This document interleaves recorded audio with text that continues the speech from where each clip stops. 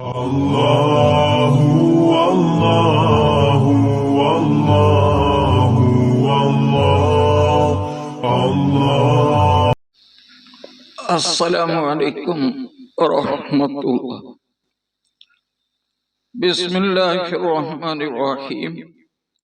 അൽഹംദുലില്ലാഹി റബ്ബിൽ ആലമീൻ.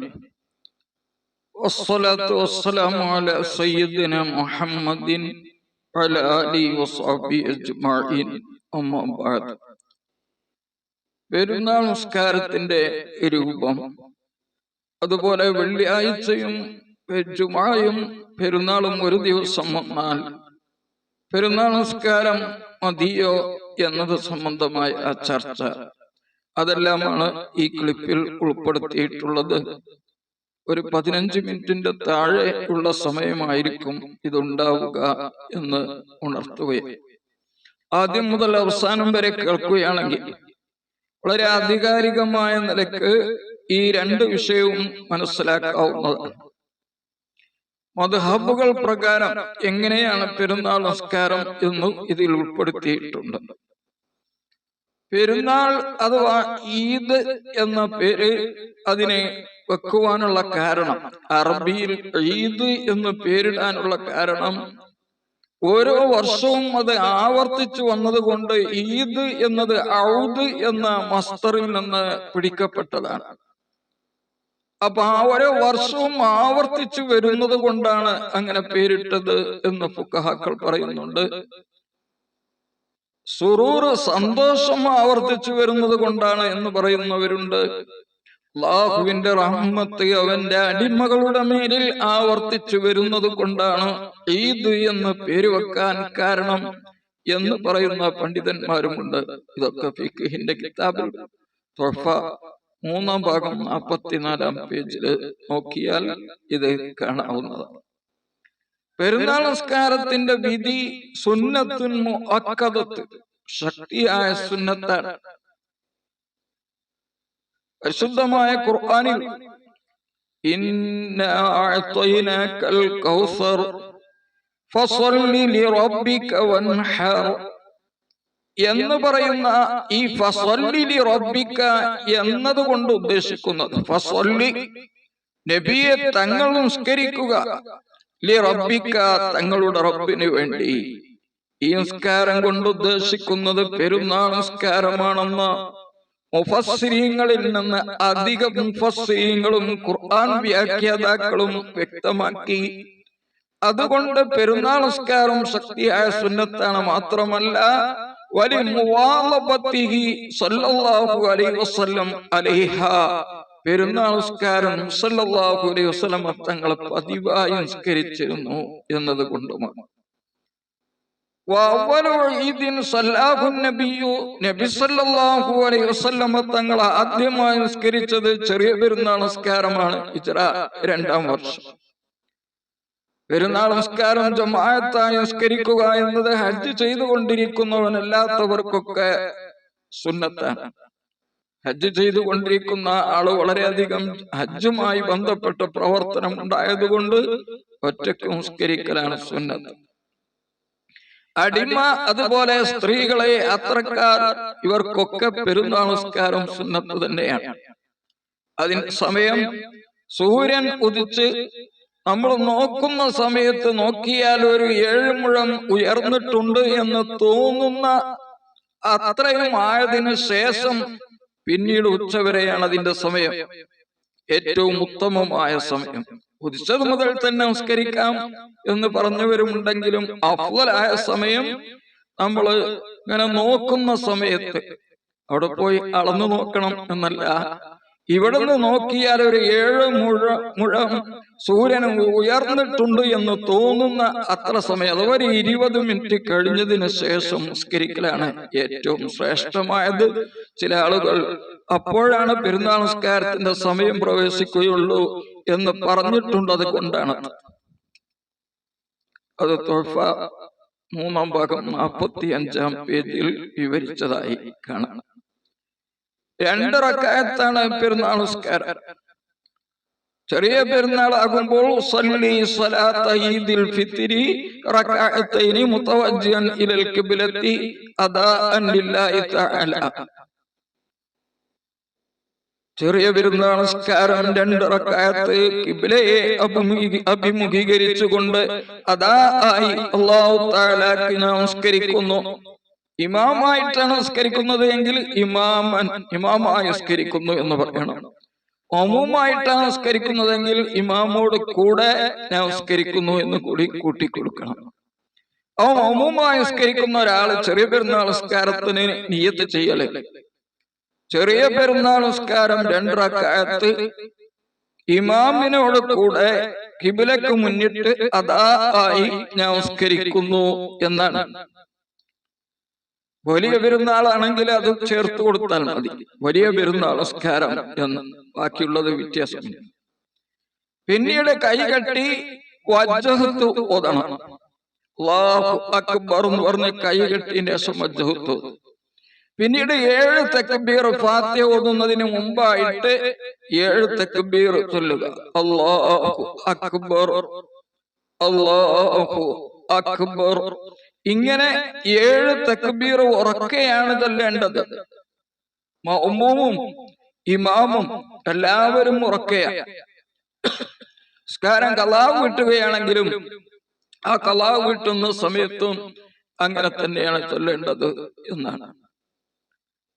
ഈ ഓരോ തക്ബീറിന്റെയും ഇടയിൽ ആദ്യത്തെ തക്ബീർ ചൊല്ലിക്കഴിഞ്ഞാൽ 2ാം തക്ബീറിന്റെ ചൊല്ലുന്നതിന്റെ ഇടയിൽ സുബ്ഹാനല്ലാഹി വൽഹംദുലില്ലാഹി വലാ ഇലാഹ ഇല്ലല്ലാഹു അല്ലാഹു അക്ബർ എന്ന് പറയുന്ന സുന്നത്തുണ്ട്. ഇത് പതുക്കെയാണ് പറയേണ്ടത്. തക്ബീർ മാത്രമാണ് ഉറക്കെ പറയേണ്ടത്. ഇനി ഇവിടെ തക്ബീർ ഉറക്കെ പറയണം എന്ന് പറഞ്ഞത് കൊണ്ട് ആരെങ്കിലും മരിച്ചാൽ മയ്യത്ത് നിസ്കരിക്കുമ്പോൾ ഉറക്കെ തക്ബീർ അല്ല, അത് പതുക്കെയാണ് ചൊല്ലേണ്ടത്.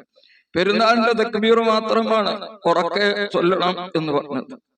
അങ്ങനെ 7 തക്ബീർ കഴിഞ്ഞാൽ പിന്നെ അഊദു ബില്ലാഹി മിനശ് ശൈത്വാനിർ റജീം അഊദു ചൊല്ലി പിന്നീട് ബിസ്മി ഓതി ഫാത്തിഹ ഓതുക. ഫാത്തിഹ കഴിഞ്ഞാൽ ഒരു സൂറത്ത് ഓതുക. 1ാമത്തെ റക്അത്തിൽ ഖാഫ് സൂറത്തോ അല്ലെങ്കിൽ സബ്ബിഹിസ്മ റബ്ബിക്കൽ അഅ്ല സൂറത്താണ് ഓതേണ്ടത്. ഇതാണ് 1ാം റക്അത്ത്. 2ാമത്തെ റക്അത്തിലെ തക്ബീർ ചൊല്ലി നിൽക്കാനുള്ള തക്ബീറിന് ശേഷം, അഥവാ സുജൂദിൽ നിന്നുകൊണ്ട് വന്നപ്പോഴുള്ള തക്ബീറിനെ കൂടാതെ നിന്നതിന് ശേഷം 5 തക്ബീർ അഊദു ഓതുന്നതിന് മുമ്പ്. ഇനി 1ാമത്തെ റക്അത്തിൽ തന്നെ ഒരാള് വജ്ഹത്ത് ഓതാൻ മറന്നു, എന്നിട്ട് ആദ്യം തക്ബീർ ചൊല്ലി. എന്നാൽ വജ്ഹത്ത് നഷ്ടപ്പെടുകയില്ല, വജ്ഹത്ത് ഓതാം സുന്നത്തുണ്ട്. ഇനി വജ്ഹത്തും മറന്നു തക്ബീറും മറന്നു അഊദു ആരംഭിച്ചു, എന്നാൽ വജ്ഹത്ത് നഷ്ടപ്പെടും, തക്ബീർ നഷ്ടപ്പെടുകയില്ല. തക്ബീർ ചൊല്ലാം. ഒറ്റക്ക് നിസ്കരിക്കുമ്പോഴാണ്. ഇമാമിന്റെ കൂടെ ആണെങ്കിൽ ഇമാം ചെയ്യുന്നതനുസരിച്ചാണ് നാം പ്രവർത്തിക്കേണ്ടത്. ഇനി വജ്ഹത്ത് മറന്നു, തക്ബീറും മറന്നു, അഊദും മറന്നിട്ട് ബിസ്മി ആരംഭിച്ചാൽ എല്ലാം നഷ്ടപ്പെടും. അപ്പൊ വജ്ഹത്ത് നഷ്ടപ്പെടും, തക്ബീറും നഷ്ടപ്പെടും. ഈ 7 തക്ബീർ 5 തക്ബീർ എന്ന് പറഞ്ഞതും നഷ്ടപ്പെടും. അപ്പൊ പിന്നെ അവന് ബിസ്മി ഓതി ഫാത്തിഹ ഓതുകയാണ് വേണ്ടത്. പിന്നീട് സൂറത്ത് ഓതണം 2ാമത്തെ റക്അത്തിൽ. ഇഖ്തറബ സൂറത്ത് അല്ലെങ്കിൽ സൂറത്ത് ഓതണം. ഇതാണ് പെരുന്നാൾ നിസ്കാരത്തിന്റെ ഒരു രൂപം. ഇത് കഴിഞ്ഞാൽ 2 ഖുത്ബ ഓതല് സുന്നത്തുണ്ട്. ഈ തക്ബീർ ചൊല്ലുന്നതില് മദ്ഹബുകളുടെ ഇടയിൽ അഭിപ്രായ വ്യത്യാസമുണ്ട്. അത് മനസ്സിലാക്കി വെക്കുന്നത് വിദേശങ്ങളിലൊക്കെ പോകുന്ന ആളുകൾക്ക് വളരെയധികം ഉപകാരപ്പെടും. ഷാഫി മദ്ഹബിലെ 1ാമത്തെ റക്അത്തിൽ 7 തക്ബീറും 2ാമത്തേതില് 5 തക്ബീറുമാണ്. അത് എല്ലാവർക്കും അറിയുന്നത്. ഹനഫി മദ്ഹബിലെ 1ാമത്തെ റക്അത്തിൽ 3 തക്ബീറാണ്, 2ാമത്തെ റക്അത്തിൽ 3 തക്ബീറാണ് എന്ന്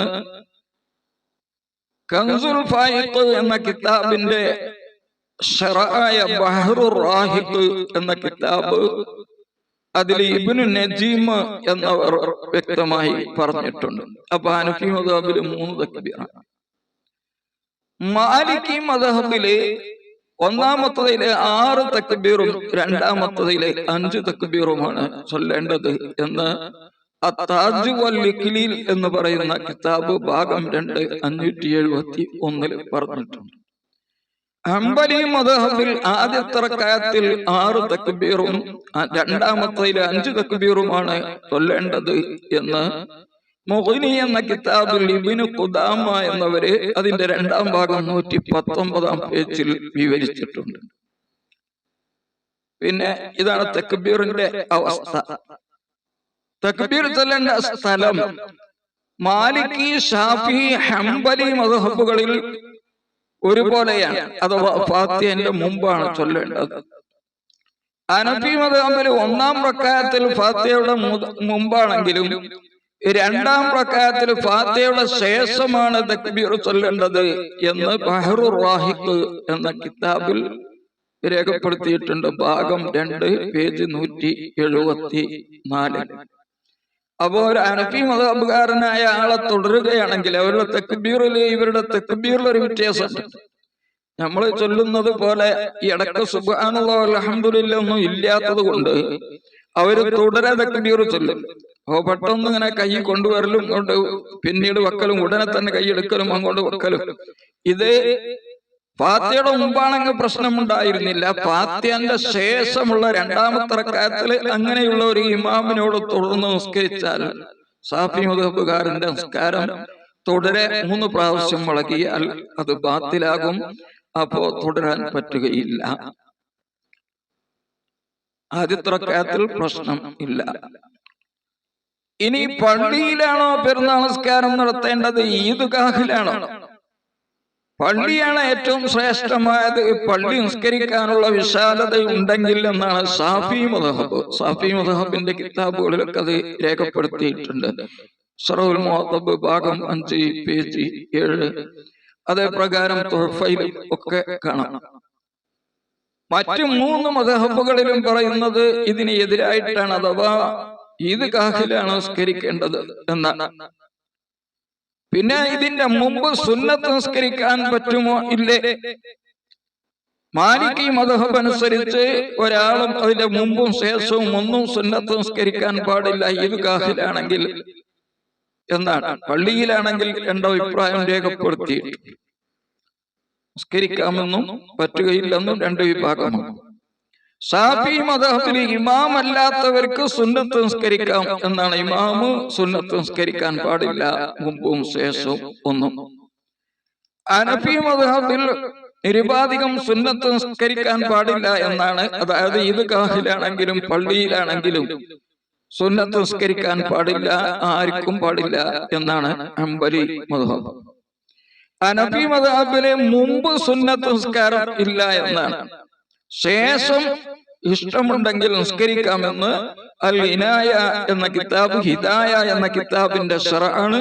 അതിന്റെ രണ്ടാം ഭാഗം 79 പേജിൽ വിവരിച്ചിട്ടുണ്ട്. ഇനി പെരുന്നാൾ നിസ്കാരവും വെള്ളിയാഴ്ചയും ഒരേ ദിവസമായാൽ പെരുന്നാൾ നിസ്കരിച്ചു മതിയോ, ജുമുഅ വേണ്ടയോ? അത് ഇപ്പോൾ ചർച്ച ചെയ്തുകൊണ്ടിരിക്കുന്ന ഒരു വലിയ വിഷയമാണ്. മദ്ഹബിൽ അഭിപ്രായ വ്യത്യാസമുണ്ട്. ബഹുമാനപ്പെട്ട അബൂ ഹനീഫ ഇമാമ് പറയുന്നത് ജുമുഅക്ക് പങ്കെടുത്തത് കൊണ്ട് പെരുന്നാൾ നിസ്കാരം ഒഴിവാവുകയില്ല, പെരുന്നാൾ നിസ്കാരത്തിൽ പങ്കെടുത്തത് കൊണ്ട് ജുമുഅ ഒഴിവാവുകയില്ല. ജുമുഅ നിർബന്ധവും പെരുന്നാൾ നിസ്കാരം സുന്നത്ത് മുഅക്കദായ സുന്നത്തുമാണ് എന്നാണ് ബഹ്റുർ റാഹിഖ് ഇബ്നു നജീം എന്നവര് അതിന്റെ രണ്ടാം ഭാഗം 170 പേജിൽ അത് വിവരിച്ചിട്ടുണ്ട്. അതാണ് ഹനഫി മദ്ഹബ്. മാലിക്കി മദ്ഹബിലും ഇതേ അഭിപ്രായം തന്നെയാണ്. അൽ മുദവ്വന എന്ന കിതാബ് 233 പേജിൽ സഹനൂൻ ഇബ്നു സഈദ് തനൂഖി എന്നവര് അത് വ്യക്തമായി പറഞ്ഞിട്ടുണ്ട്. ഷാഫി മദ്ഹബിലും അങ്ങനെ തന്നെയാണുള്ളത്. പെരുന്നാൾ ദിവസം ജുമുഅ വന്നാൽ ജുമുഅ നിസ്കരിക്കണം, പെരുന്നാൾ നിസ്കാരം നിസ്കരിക്കണം. അപ്പൊ 3 മദ്ഹബിലും ഒരേ അഭിപ്രായമാണ് ഈ വിഷയത്തിൽ. ഉമ്മ് എന്ന കിതാബ് ഭാഗം 1 274 അത് വിവരിച്ചിട്ടുണ്ട്. ശറഹുൽ മുഹദ്ദബ് 4 358 ഇത് കാണാവുന്നതാണ്. പേജ് നമ്പർ ചിലപ്പോൾ ജുസുഇന്റെ വർധനവും കുറവും അനുസരിച്ച് മാറാവുന്നതാണ്. ഹംബലി മദ്ഹബിൽ പെരുന്നാൾ നിസ്കാരവും ജുമുഅ നിസ്കാരവും ഒരുമിച്ച് വന്നാൽ രണ്ടിലും പങ്കെടുക്കുക എന്നത് ഫളീലത്ത്, അത് വലിയൊരു ശ്രേഷ്ഠതയാണ്, ഏറ്റവും നല്ലതാണ്. ഇനി പെരുന്നാൾക്ക് ഹാജരായി കഴിഞ്ഞാൽ ജുമുഅവിനെ തൊട്ട് ഒഴിവാക്കും എന്നതാണ് ഹംബലി മദ്ഹബ്. അത് ഹംബലി മദ്ഹബിന്റെ കിതാബായ മുഗ്നി എന്ന കിതാബ് ഭാഗം 2 105 പേജിൽ വിവരിച്ചിട്ടുണ്ട്. അല്ലാഹു സുബ്ഹാനഹു വ തആല എല്ലാം ശർഈയായ അറിവുകളും അതിൻ്റെതായ രീതിയിൽ മനസ്സിലാക്കി ജീവിതത്തിൽ പകർത്താൻ നമുക്ക് തൗഫീഖ് നൽകട്ടെ. നമ്മുടെ ഈ ചാനലിൽ അംഗങ്ങളായ വളരെയധികം ആളുകളുണ്ട്. അവരൊക്കെ പലതും ദുആ വസിയത്ത് ചെയ്തിട്ടുണ്ട്. അവരുടെയൊക്കെ ഉദ്ദേശങ്ങൾ അല്ലാഹു ഹാസിലാക്കട്ടെ. ആഫത്ത് ബലാഉകളെ തൊട്ട്, പരീക്ഷണങ്ങളെ തൊട്ട്, അപകടങ്ങളെ തൊട്ട്, മാരകമായ രോഗങ്ങളെ തൊട്ട് അവരെയും കുടുംബത്തെയും മക്കളെയും ഒക്കെ അല്ലാഹു കാത്ത് രക്ഷിക്കട്ടെ. അവർക്ക് സാമ്പത്തികമായ അഭിവൃദ്ധി അല്ലാഹു നൽകട്ടെ. ആഫിയത്ത് അല്ലാഹു നൽകട്ടെ. വിജയികളിൽ അവരെ നമ്മയും അല്ലാഹു ഉൾപ്പെടുത്തട്ടെ. ആമീൻ. അസ്സലാമു അലൈക്കും വറഹ്മത്തുള്ളാഹി വബറകാതുഹു.